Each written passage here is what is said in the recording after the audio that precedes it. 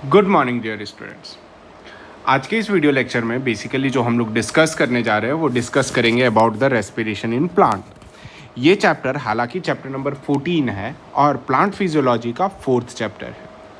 इसमें सबसे पहले हमें ये देखना है कि जो ऑलरेडी हम लोग रेस्पिरेशंस पढ़े हैं वो रेस्पिरेशंस ह्यूमन में पढ़े हैं। सो अब हम लोग रेस्पिरेशंस प्लांट में पढ़ने जा रहे हैं। एक्चुअल में जो ह्यूमन में हम लोगों ने रेस्पिरेशंस देखा था वो रेस्पिरेशन कैसा था और ये रेस्पिरेशन कैसा है। सबसे पहला सवाल तो हमारे मन में ये आता है। अब एक टर्म बता दूं, रेस्पिरेशन जो भी इवेंट एनिमल करे या फिर प्लांट करे दोनों सेम है। अब क्या है कि रेस्पिरेशन में ये एक ऐसा मैकेनिज्म था जिसमें कि ह्यूमन बेसिकली क्या कर रहा था, ब्रेक डाउन कर रहा था फूड मटेरियल को सेल के अंदर और रिलीज कर रहा था एनर्जी। बिल्कुल मतलब सही है कि रेस्पिरेशन क्या चीज़ है, एक मैकेनिज्म है और ये मैकेनिज्म किस चीज़ का, ऑफ ब्रेक डाउन, किसका, ब्रेक डाउन ऑफ फूड का था, ठीक है, या फिर कह सकते हो फूड मटेरियल, जिसके वजह से, और वो भी कहाँ, within the cell, cell के अंदर क्या करने के लिए, तो टू रिलीज द एनर्जी, यानी एनर्जी रिलीज करने के लिए इंपॉर्टेंट रोल प्ले करता था। अब ये एनर्जी जो रिलीज होता था वो एक्चुअल में क्या था, मतलब कि ये एनर्जी एक्चुअल में, ये एनर्जी क्या कर रहा था, सिंथेसाइज कर रहा था किसे, एडिनोसाइन ट्राइफॉस्फेट को। और आप जानते हो ये एडिनोसाइन ट्राइफॉस्फेट वो है जो एक्चुअल में एनर्जी करेंसी है। और इसी एंटायर इवेंट को अपन क्या कंसिडर करते हैं, that is cellular respiration consider करते हैं। क्या कंसिडर करते हैं dear student, cellular respiration consider करते हैं। नाउ अब जब ये सेलुलर रेस्पिरेशन ये कंसिडर्ड हो गया, मतलब कि कहीं ना कहीं अगर देखा जाए तो इसमें क्या हो रहा है, कंप्लीट ब्रेकडाउन हो रहा है। क्या हो रहा है, कंप्लीट ब्रेकडाउन हो रहा है, किसका, ऑफ ग्लूकोज मॉलिक्यूल्स का। और जब ये ग्लूकोज मॉलिक्यूल कंप्लीटली ब्रेकडाउन हो रहा है तो ये क्या प्रोड्यूस कर रहा है, ये प्रोड्यूस कर रहा है अपना बाई प्रोडक्ट, जिस चीज़ का नाम अपन क्या देते हैं, CO2 प्लस वाटर देते हैं। क्या देते हैं, CO2 प्लस वाटर देते हैं, जो कि एक एंड प्रोडक्ट है। अब जरा देखा जाए कि ये कंपाउंड एक्चुअल में क्या है। देखो जो कंपाउंड जैसे कि ग्लूकोज, यहाँ पर क्या हो रहा है कि ऑक्सीडाइज हो रहा है, तो मतलब इस जगह पे ग्लूकोज को अपन क्या कंसिडर करेंगे, ग्लूकोज को अपन रेस्पिरेटरी सबस्ट्रेट कंसिडर करेंगे। क्या कंसिडर करेंगे, रेस्पिरेटरी सबस्ट्रेट कंसिडर करेंगे। कुछ भाई लोग हमारे बाहर में परेशान कर रहे हैं और आपको प्लेबैक म्यूजिक दे रहे हैं, है ना।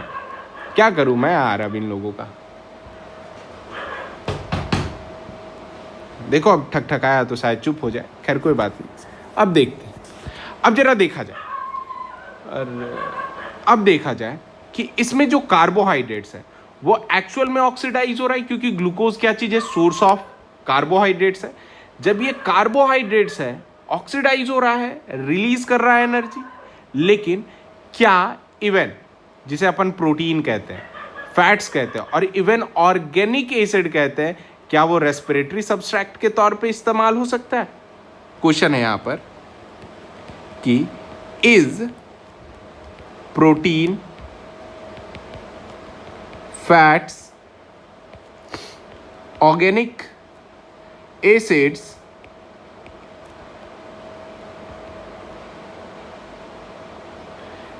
can be used as respiratory substrate। क्या कहते हो आप, जरा सोच के बता। अब बात करते हैं हम लोग जो काफ़ी इंपॉर्टेंट है, जिस चीज़ का नाम अपन देते हैं, क्या चीज़? कैलोरीफिक वैल्यू देते हैं। क्या नाम देते हैं डियर स्टूडेंट्स? कैलोरीफिक वैल्यू देते हैं। अब ये कैलोरीफिक वैल्यू है तो ज़्यादा बेटा परेशान इसमें नहीं होने का, जो भी है वो एक मुद्दे पे बात करने का और पढ़ने का। कैलोरीफिक वैल्यू होता क्या है, सबसे पहले तो ये समझो। अब क्या है इसका मतलब? होता है द अमाउंट ऑफ हीट। क्या चीज? The amount of a heat liberated from, कहां से? तो liberated from complete 1 gram of food in a bomb calorimeter. किसमें? बॉम्ब कैलोरीमीटर में जो 1 ग्राम ऑफ फूड बेसिकली क्या कर रहा है? हीट लिबरेट करता है, उस चीज को अपन क्या कहते हैं? कैलोरीफिक वैल्यू कहते हैं। अब ये टर्म आता है कि एक्चुअल में ये जो है जिसे अपन क्या कह रहे हैं, ये तो दिख ही नहीं रहा है अभी, जिसे अपन क्या कह रहे हैं? कैलोरी मीटर कह रहे हैं।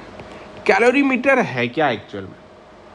अब जरा समझिएगा, कैलोरीमीटर एक एक्चुअल में क्लोज्ड मेटल सब्सटेंस होता है। क्या होता है ये एक्चुअल में क्या है? क्लोज्ड मेटल सब्सटेंस है। और जब ये क्लोज्ड मेटल सब्सटेंस के बारे में देखा जाए तो ये क्लोज्ड मेटल सब्सटेंस या फिर क्लोज्ड मेटल चैम्बर ज़्यादा सही रहेगा बेटा, सब्सटेंस नहीं। क्या सही ज़्यादा रहेगा? चैम्बर सबसे ज़्यादा रहेगा, जो कि फील्ड किससे रहता है? Field with O2। जब ये O2 के साथ फील्ड रहता है तब ये पूरा जो प्रोड्यूस करता है एनर्जी, वही एक्चुअल में क्या कहलाता है? हीट कहलाता है, और वही चीज़ कैलोरीफिक वैल्यू कहलाता है। अब जरा देखा जाए इसमें जो क्वेश्चंस पूछे गए हैं, अक्सर बहुत ही इंपॉर्टेंट क्वेश्चंस पूछे गए हैं, जिसमें कि सबसे पहला जो क्वेश्चन है वो ये है। मैं एक टर्म में बना करके आपको समझाने का कोशिश करता हूँ। मान लो ये एक है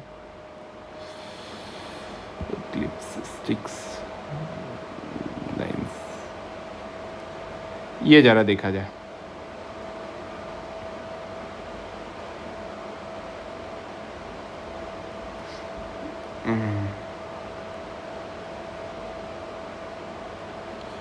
ये है कुछ, छोड़ दो यार, नहीं सेट हो रहा है। अब क्या है जरा समझना। मान लो पहला रेस्पिरेटरी सब्सटेंस है या फिर सबस्ट्रेट है, क्लियर। अब इसकी जो नेट, जिसे अपन क्या कहते हैं? ग्रॉस कैलोरीफिक वैल्यू कहते हैं। और नेक्स्ट जो आता है, जिस चीज़ को अपन क्या कहते हैं? फिजियोलॉजिकल वैल्यू कहते हैं। ठीक है, अब समझिएगा। सबसे पहले अपन कार्बोहाइड्रेट्स के बारे में बात करते हैं, समझिएगा, है ना? सिर्फ समझते रहिएगा, कुछ बोलिएगा नहीं। कार्बोहाइड्रेट्स जिसे कहते हैं, ठीक है। कार्बोहाइड्रेट्स का जो ग्रॉस कैलोरीफिक वैल्यू होता है वो होता है 4.1 किलो कैलोरी पर ग्राम। कितना होता है? 4.1 किलो कैलोरी पर ग्राम होता है।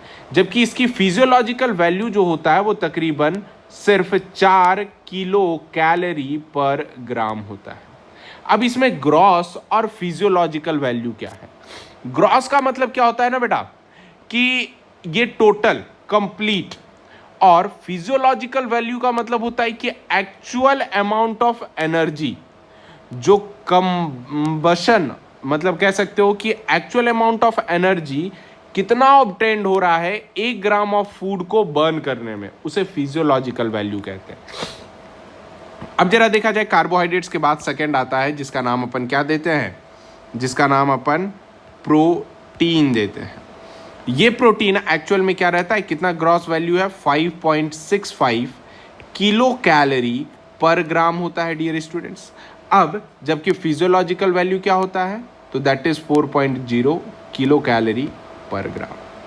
अब नेक्स्ट वही चीज फैट्स का अगर देखोगे तो फैट का near about gross 945 kilo calorie पर ग्राम और फिजियोलॉजिकल वैल्यू 9.0 किलो कैलोरी पर ग्राम।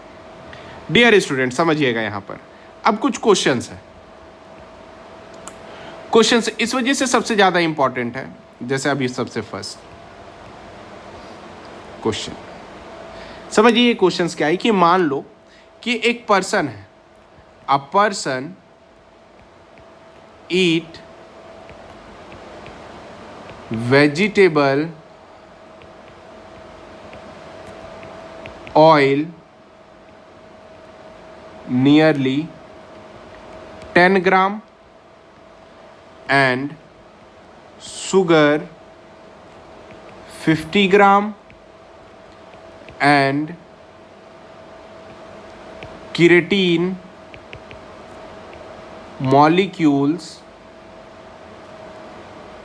2 gram. So find the net calorie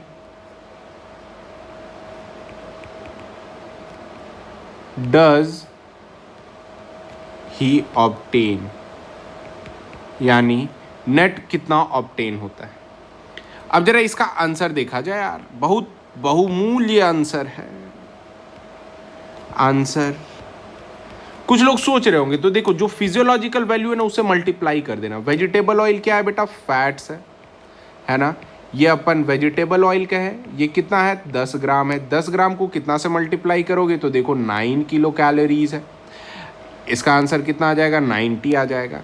अब क्या है कि शुगर क्या है बेटा, कार्बोहाइड्रेट्स है। जब ये कार्बोहाइड्रेट्स है जिसे अपन क्या कह सकते हैं, शुगर कहते हैं। शुगर कहने के बिहाफ पर अब जरा देख लेना, ये 50 ग्राम खाया इंटू 4 कर दिया, 5 4 जा 20 यानी 200 किलो कैलोरी। अब उसके बाद क्रिएटिन मॉलिक्यूल, क्रिएटिन प्रोटीन होता है एक्चुअल में, यानी आपने प्रोटीन खाया, ये प्रोटीन में क्या था, क्रिएटिन था। क्रिएटिन आपने क्या खाया, तो 2 ग्राम खाया, तो 2 इंटू 4 इज इक्वल टू 8। अब सबको ऐड कर दो, जब सबको ऐड करोगे तो देखो 298 किलो कैलोरी पर ग्राम। ये जो बंदा था वो क्या किया, फूड को ऑब्टेन किया। ये क्वेश्चंस डियर स्टूडेंट्स बहुत ही ज़्यादा वीवीआई क्वेश्चंस होता है, जो कंप्लीटली नीट रिलेटेड एग्जाम्स में आईएमपी होता है, ध्यान रखिएगा। ये क्वेश्चन ऐसा है जो पहला ह्यूमन फिजियो से भी पूछ सकता है और प्लांट फिजियो से भी पूछ सकता है। ध्यान रखना, कहाँ कहाँ से पूछ सकता है, ह्यूमन फिजियो से भी पूछ सकता है, प्लांट फिजियो से भी पूछ सकता है। क्लियर है, ये सबसे इंपॉर्टेंट टॉपिक है। अब जरा देखा जाए फीचर्स रफली और शॉर्ट प्रोविजंस पे अपन स्ट्रॉन्ग तरीके से बढ़ते हैं। किस पर, तो फीचर्स के बारे में पढ़ते हैं। और ये जो फीचर्स है, ये फीचर्स किसका है, तो that is features of cellular respirations. किसका है बेटा, सेल्यूलर रेस्पिरेशन का है। अब ये एक्चुअल में देखा जाए सेल्यूलर रेस्पिरेशंस तो है क्या, समझिएगा। अब सबसे फर्स्ट क्या होता है कि सबसे फर्स्ट पॉइंट अगर दिखा जाए सेल्यूलर रेस्पिरेशंस का फीचर्स, तो देख लो कि जितने भी एनर्जी कंटेंड होते हैं रेस्पिरेटरी सबस्ट्रेट में, वो फ्रीली रिलीज नहीं होते हैं सेल्स में। यानी कि जितने भी ऑल एनर्जी कंटेन किसमें, इन रेस्पिरेटरी सबस्ट्रेट में, इज नॉट रिलीज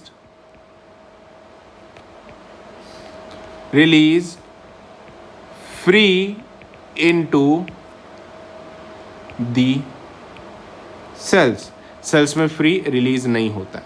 सेकंड अब देखा जाए, सेकंड में क्या है कि एनर्जी जो भी रिलीज होता है वो स्लो स्टेप वाइज रिएक्शन होता है। याद रख लेना, एनर्जी रिलीज जो होता है वो स्लो इवेंट होता है एंड एंजाइम कंट्रोल होता है। क्लियर है? याद रखिएगा अब इसके बाद कि जो सेलुलर रेस्पिरेशन है ना, वो कैसा होता है? इट इज एम्फीबॉलिक होता है। क्या होता है? एम्फीबॉलिक होता है। एम्फीबॉलिक प्रोसेस का अगर मतलब देखा जाए क्या होता है, तो क्या कहोगे एम्फीबॉलिक प्रोसेस का मतलब? एम्फी का मतलब तो होता है बोथ, यानी कहीं ना कहीं देखा जाए तो कार्बन स्केलेटन के मॉलिक्यूल्स ही प्रोड्यूस होंगे रेस्पिरेशंस में, है ना, जो कि प्रिकर्सर किसका होता है? बायोसिंथेसिस का होता है। इस वजह से इसे क्या कंसिडर करते हैं? एम्फीबॉलिक प्रोसेस कंसिडर करते हैं डियर स्टूडेंट्स। अब क्या है कि सेलुलर रेस्पिरेशंस को, यानी इसका काउज क्या लिखेंगे कि सिर्फ और सिर्फ क्या करेगा?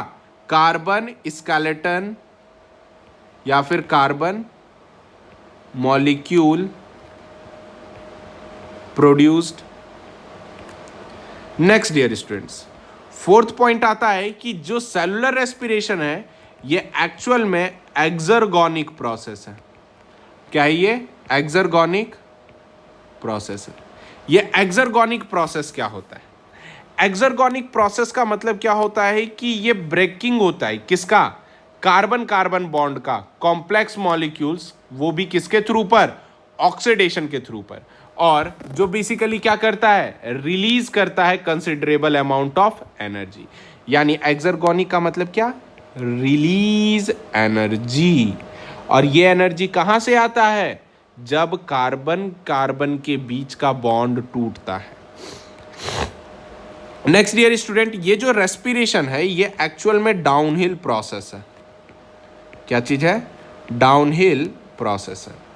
अब जब ये डाउनहिल प्रोसेस के बारे में बात किया जाए तो अब कहोगे डाउनहिल का मतलब क्या रहा? तो आप अच्छे तरीके से जानते हो, अपहिल डाउनहिल एनसीईआरटी में जो रेडॉक्स पोटेंशियल के बिहाफ में बताया गया था। मतलब इसमें O2 जो है वो कैसा है? स्ट्रॉन्ग इलेक्ट्रॉन एक्सेप्टर है। क्या चीज है? इलेक्ट्रॉन एक्सेप्टर है, वो भी O2। उस चीज को अपन डाउनहिल कहते हैं। तो याद रख लेना, ये 5 ऐसे फीचर्स हैं जो सेलुलर रेस्पिरेशंस का काफी इंपॉर्टेंट है डियर स्टूडेंट्स। अब क्या है कि इसके बिहाफ पर मैं अगर बात करना चाहूं तो मैं बात कर सकता हूं अब टाइप ऑफ रेस्पिरेशंस का। अभी उससे पहले क्या है कि एक एनसीईआरटी की सब टॉपिक है, उसका मैं सिर्फ नाम लिख देता हूं, जिक्र कर देता हूं। Do plant breathe? क्या प्लांट ब्रीथ करते हैं? अब जब इसमें देखोगे तो इसका आंसर आएगा भाई यस। क्या इसका आंसर आएगा कि हाँ भाई करते हैं, यस। अब कहोगे यस कैसे? तो यस इस वजह से क्योंकि प्लांट O2 रिक्वायर करता है रेस्पिरेशंस के लिए और वो CO2 रिलीज करता है। और प्लांट जो सिस्टम होता है वो प्लेस इंश्योर करता है अवेलेबिलिटी ऑफ O2, जिसमें कि plant unlike animals have a no specialized organ for the gases exchange. मतलब प्लांट के पास कोई स्पेशलाइज्ड ऑर्गन नहीं होते, लेकिन हाँ प्लांट के पास 2 चीज रहते हैं। सबसे पहला तो होता है स्टोमेटा। स्टोमेटा 2 वर्ड से बना है। पहला तो स्टोमा, स्टोमा का मतलब क्या होता है? माउथ। और एटा का मतलब क्या होता है? बियरिंग। क्लियर है डियर स्टूडेंट्स? उसके बाद जिस चीज को अपन क्या कहते हैं? लेंटिकल। लेंटिकल्स जो होते हैं, ये लेंटिकल्स बेसिकली क्या करता है? सरफेस पे प्रेजेंट रहता है। अब जरा देखा जाए, बहुत सारे सेवरल रीजंस होते हैं, जैसे कि plant can not get along without the respiratory organs. सही बात है, बहुत सारे रीजन है, एनसीईआरटी में पढ़िएगा, आपको ऑटोमेटिक समझ में आ जाएगा। जिसमें कि एक चीज पर मैं आपको इंपॉर्टेंट दिखा दे रहा हूं, ये चीज तो ध्यान से देख लेना। क्या होगा कि इसके पास लूज पैकिंग होता है, प्लांट के पास लूज पैकिंग ऑफ पैरेनकाइमेटस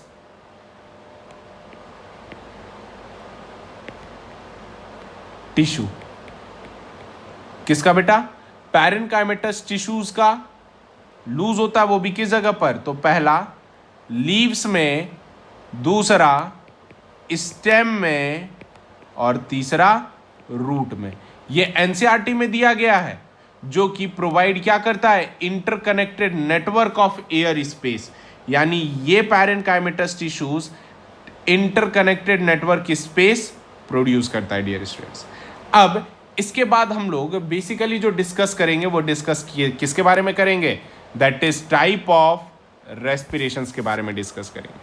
अब जब टाइप ऑफ रेस्पिरेशन देखोगे तो अब क्या है कि पहला तो रेस्पिरेटरी सबस्ट्रेट के बिहाफ पर और दूसरा प्रेजेंस और एब्सेंस ऑफ ऑक्सीजन के हिसाब से। सो डियर स्टूडेंट्स, ये सब के बारे में हम अपने नेक्स्ट वीडियो लेक्चर्स में देखेंगे। स्टूडेंट्स, रेस्पिरेशंस आपका इसी टाइप में नोट पैड पे ही चलेगा, कारण इसमें लिखना ज़्यादा है, समझना ज़्यादा है।